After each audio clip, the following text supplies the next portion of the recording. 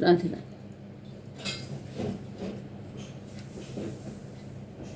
धर्म का प्रयोजन परम सत्य को तथा उसके साथ मनुष्य के संबंध को जानना है। गीता में भगवान स्पष्टतः कहते हैं कि उनसे परे कोई भी नहीं है और वे ही परम सत्य हैं।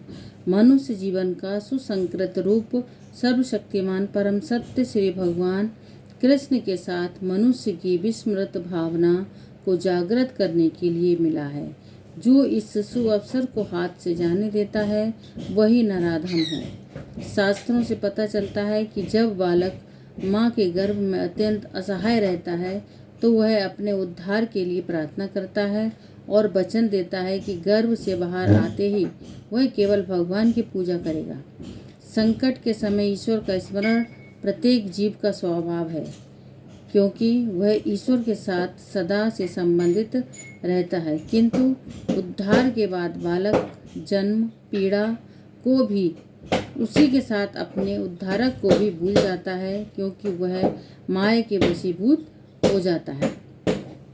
यह तो बालकों के अभिभावकों का कर्तव्य है कि वे उनसे तृप्त सुप्त दिव्य भावनामृत को जागृत करें।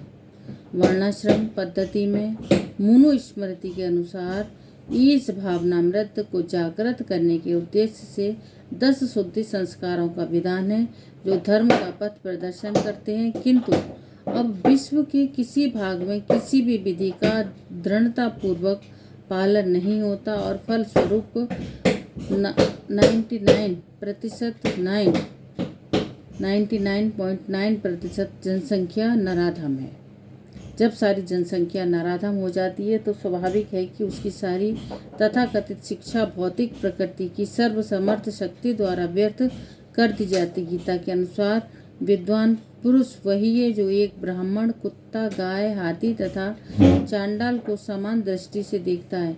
असली भक्त की भी ऐसी ही दृष्टि होती है। गुरु रूप ईश्वर के अवतार श्री नित्यानंद प्रभु ने 2 भाइयों जगाई तथा माधाई नामक विशिष्ट नराधरों का उद्धार किया और ये दिखला दिया कि किस प्रकार शुद्ध भक्त निराधमों पर दया करता है। अतः जो नराधम भगवान द्वारा बहिष्कृत किया जाता है वह केवल भक्त की अनुकंपा से पुनः अपना आध्यात्मिक भावनामृत प्राप्त कर सकता है। भगवद गीता।